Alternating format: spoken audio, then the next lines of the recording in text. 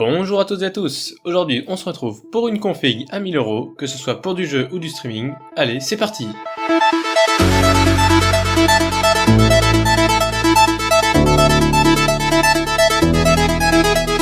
On commence avec le nouveau de chez AMD, le Ryzen 3600, qui est un modèle milieu de gamme avec un tarif plutôt agressif. C'est un modèle Seeker 12 threads avec 36 mots de cache, une prise en charge de la DDR4 à 3200 MHz, 24 lignes PCI Express 4.0, le tout pour 65 watts de TDP et des vitesses qui vont de 3,6 à 4,2 GHz. N'oubliez pas que ce CPU vous sera livré avec un refroidissement plutôt efficace. Ce dernier est à mes yeux l'un des tout meilleurs rapports qualité-prix pour cette gamme. Ce processeur fonctionne sur une plateforme AM4, donc j'ai décidé, afin de ne pas cramer tout le budget dans la carte mère, de vous mettre la TUF B450 Plus Gaming de chez Asus. Cette carte mère, à la base de seconde génération chez AMD, est aussi compatible avec la troisième. Celle-ci embarque diverses fonctionnalités habituelles, telles que de l'USB, de la DDR4 allant jusqu'à 3200 MHz, un port SSD M.2, mais aussi l'éclairage LED Aura Sync RGB. Pour ce qui est de la RAM, j'ai réussi à trouver 16 Go de DDR4 en 2x8 pour une somme très faible.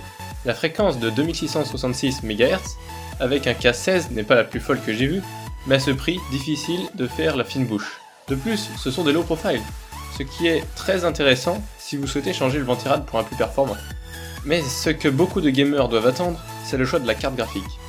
Et pour cela, j'avoue que je suis plutôt fier de ce que j'ai réussi à mettre dans cette config, car ce n'est nul autre que la dernière de chez AMD, la RX 5700 XT. Celle-ci dispose de 8 Go de GDDR6, avec une large bande passante pouvant atteindre 448 Gbps, permettant de belles performances en 1080 et 1440p pour les jeux actuels les plus exigeants. Cette carte graphique ne dispose pas d'un RT Core, comme les RTX de chez Nvidia, mais comme vous le verrez, dans les benchmarks, nous avons une carte graphique pour le prix d'une RTX 2060 avec les performances d'une RTX 2070. Que dire de plus? C'est là aussi un excellent rapport qualité-prix. Mis à part d'attendre des versions custom en août 2019 pour qu'elles soient poussées dans leur moindre retranchement par les divers constructeurs. Au niveau du stockage, j'aurais pu laisser un HDD standard Seagate Barracuda, mais bon, on est en 2019, donc vaut mieux partir sur un petit SSD de 500 Go que voici. Avec ce Western Digital, en M.2, vous obtiendrez une vitesse de lecture de 560 ms et en écriture de 530 ms. De quoi démarrer votre PC et vos jeux très rapidement. Je vous mets un test avec un SSD qui a des perfs assez similaires dans une de mes précédentes vidéos pour ceux que ça intéresse. Comme vous le savez, le choix d'un boîtier reste plutôt personnel, mais j'ai décidé de vous mettre l'un de mes coups de cœur, le Cooler Master Masterbox MB520 RGB. Malgré son nom plutôt barbare, c'est un excellent boîtier à ce prix. Il est fourni avec 4 ventilos, dont 3 RGB, un cache à lime et une belle fenêtre latérale afin de profiter pleinement de sa config. Pour ce qui est de l'alimentation, j'ai décidé de vous inclure la Corsair VS650 V2 de 650 watts, certifiée 80+. Celle-ci n'est pas modulaire ou semi-modulaire, mais grâce au boîtier, vous ne verrez aucun câble et donc ne posera aucun souci. Pour conclure, cette config se situera entre 970 et 1070€ à cause des fluctuations de prix entre les différents marchands. Comme je vous l'ai dit auparavant, cette config permettra de jouer soit en 1080p ou en 1440p sans trop de compromis. Il sera même possible de streamer sans surcharger le processeur et la carte graphique. Allez, assez de blabla, je vous montre ce que ça vaut dans les benchmarks.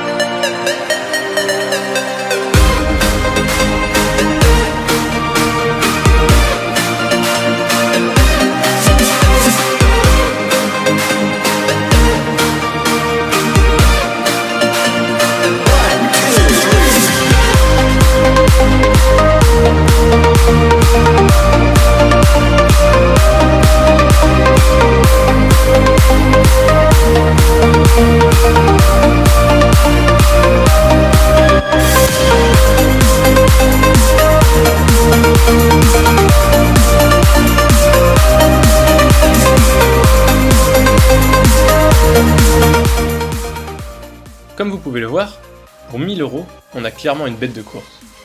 J'espère que cette vidéo vous aura plu.